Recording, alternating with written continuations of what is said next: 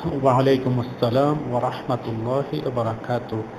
3295 ভাই প্রশ্ন করেছেন যে হুন্ডির ব্যবসা জায়েজ কিনা। তো এর জবাব হচ্ছে যে হুন্ডিতে যারা টাকা পয়সা পাঠায় বা হুন্ডির ব্যবসা করে তাদের টাকা পাঠানোর পদ্ধতি কি সেটার ব্যাপারে পরিপূর্ণ আইডিয়া আমার নেই, তবে আমি যতটুকু শুনেছি যে তারা অবৈধ ব্যবসায় জড়িত এবং সেটা আন্তর্জাতিক অবৈধ ব্যবসার সাথে অনেক ব্যবসা তারা করে, ব্যবসার সাথে জড়িত এবং অবৈধভাবে ব্যবসা করেই তারা ওই টাকাটা খাটিয়ে এত স্বল্প সময়ের মধ্যে যা মুনাফা করে তার থেকে সেটা সাধারণ এক্সচেঞ্জ থেকে আরও অতিরিক্ত তারা পার্সেন্টেজ দিয়ে থাকে। তো এখন ওলামায়ে কেরাম বলেছেন যে অবৈধ কোনো কাজে সহযোগিতা করা নিষিদ্ধ এবং আল্লাহ জাল্লা জালালুহু নিজেও ঘোষণা করেছেন যে ওয়া তাআওয়ানু আলাল বিররি ওয়াত তাকওয়া, তোমরা সহযোগিতা করে একে অপরকে উত্তম কাজ এবং তাকওয়ার ব্যাপারে। ওয়ালা তাআওয়ানু আলাল ইসমি ওয়াল উদওয়ান, এবং গুনাহ এবং সীমালঙ্ঘন এর ব্যাপারে তোমরা একে অপরকে সহযোগিতা করো না।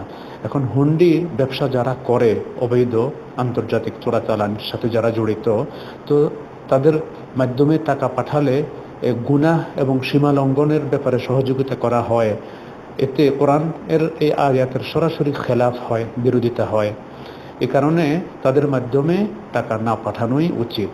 সামান্য কয়েকটি টাকা অতি বেশি পাওয়ার জন্য এক্সচেঞ্জ বাদ দিয়ে, বৈধ ব্যাংক বাদ দিয়ে এই অবৈধ ব্যক্তির মাধ্যমে পাঠানোটা ঠিক নয়।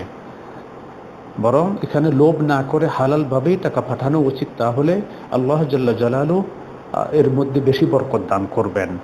আর অন্যায়ের সহযোগিতা করলে তোর জন্য তো ভয়াবহ শাস্তি ভোগ করতে হবে আখেরাতে।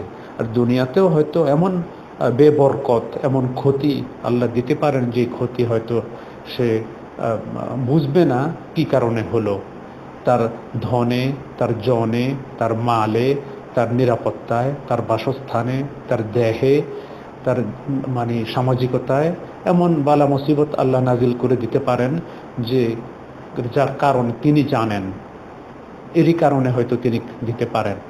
তো এই জন্য অবৈধভাবে টাকা পাঠানো উচিত নয়।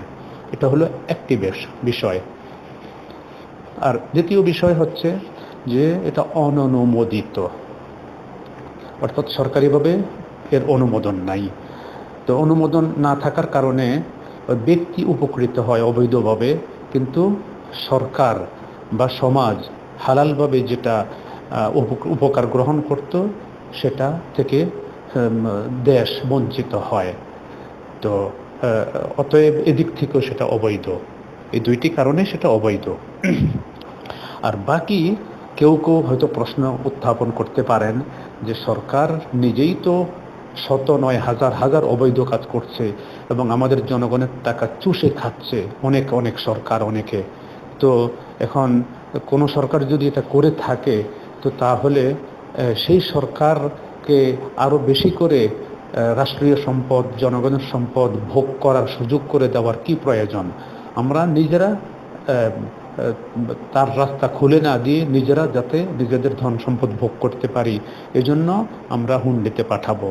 এই কথা যদি কেউ বলে থাকেন তাহলে এটা শরিয়াতের দৃষ্টিতে গ্রহণযোগ্য নয়। কারণ কোনো সরকার অথবা কোনো ব্যক্তি যদি অন্যায় করে, তোর জন্য আমি অন্যায় করা আমার জন্য বৈধ হয়ে যায় না। আমার জন্য অন্যায় বৈধ হয়ে যায় না। আমাকে ন্যায়ের উপরেই টিকে থাকতে হবে আল্লাহর সন্তোষ অর্জনের জন্য। আর যিনি সরকার হোক অথবা কোনো ব্যক্তি হোক অথবা কোনো কোম্পানি হোক, কোনো প্রতিষ্ঠান হোক, যদি অন্যায় কাজ করে তাহলে তাদের জবাব তারা দিবে আল্লাহর কাছে। তারা অন্যায় করার কারণে আমরাও অন্যায় করব, এটা ঠিক নয়, এটা ইসলাম সাপোর্ট করে না। এটা হলো হুন্ডির ব্যাপার। তো আশা করি আপনি বুঝতে পেরেছেন, এই জন্য এ থেকে বেঁচে থাকাই উচিত।